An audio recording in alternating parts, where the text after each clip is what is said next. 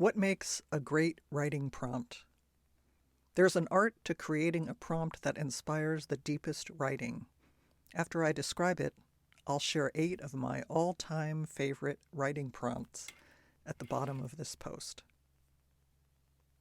You may wonder why you should bother to use writing prompts. Let's face it, a lot of the typical ones are boring.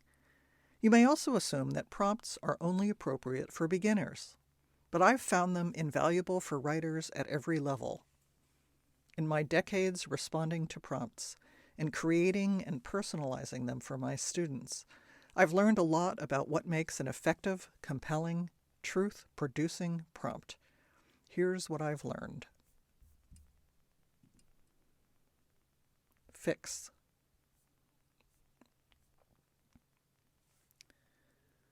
A writing prompt is much easier. Fix. A writing prompt is a much easier thing to face than a blank sheet of paper. A prompt gives you a jump start, a place to begin. It's the impetus that gets you going and starts words flowing on the page. Just facing a blank sheet of paper with no idea where to start or what to write can be terrifying.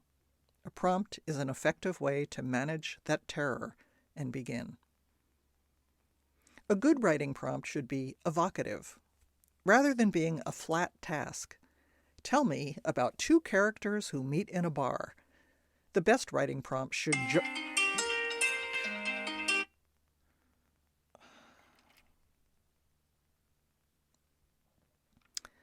Pause.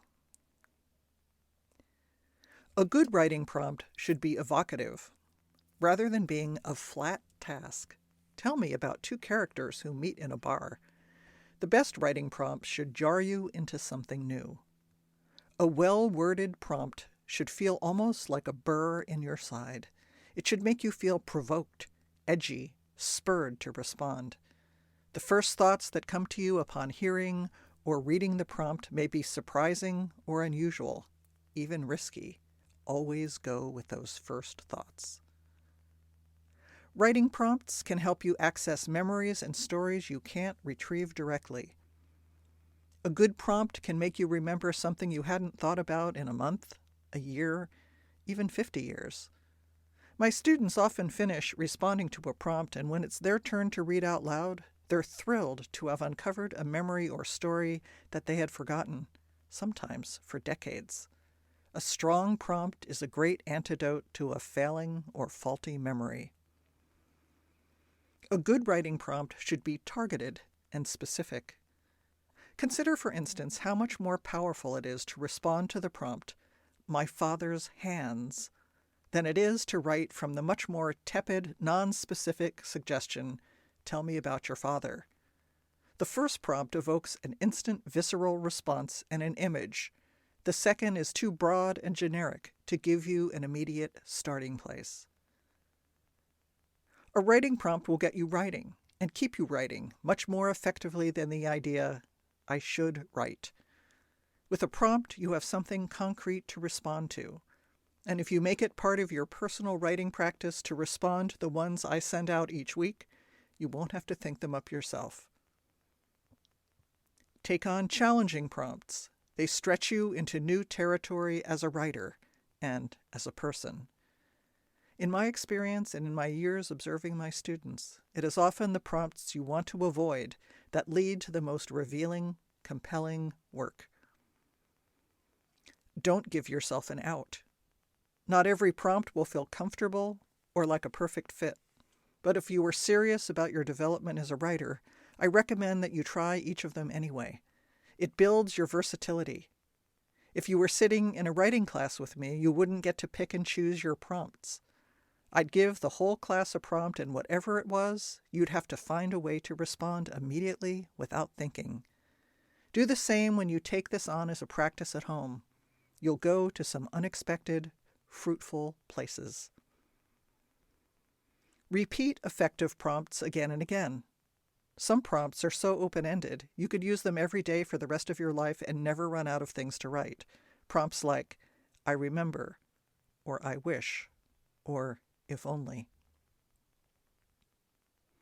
Use repeating prompts to excavate your deepest material. If you're dealing with a subject that is huge in your life, say the death of someone close to you, a traumatic accident, or a major life turning point, it can be useful to take the same prompt and do it every day for a month, 20 minutes or half hour at a time. Sitting down every day and writing, "The day my father died," or "before the accident," or "after the accident," or "during the war," can lead you to explore a rich vein in more depth.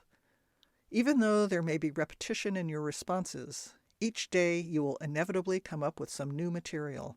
You will recall different details, write from a different vantage point, or simply remember more. Now, like I promised, here are a few of my all-time favorite, tried and true, great prompts. My mother's legs. I don't remember. That is a repeating line. You use it as the first line of each paragraph. Here's the part I never told anyone before. A great prompt when you're tired of telling the same old tired story in the same old habitual way. This is the way things are right now. This is also a repeating line. I got it from the great poet and writing teacher Sharon Chard. You could write this prompt every day and never run out of material. This is the way things are right now. What's on the back burner? A phone call that changed my life. The wolf at the door. And what would your refrigerator say about you? Write in the voice of your refrigerator. Happy writing.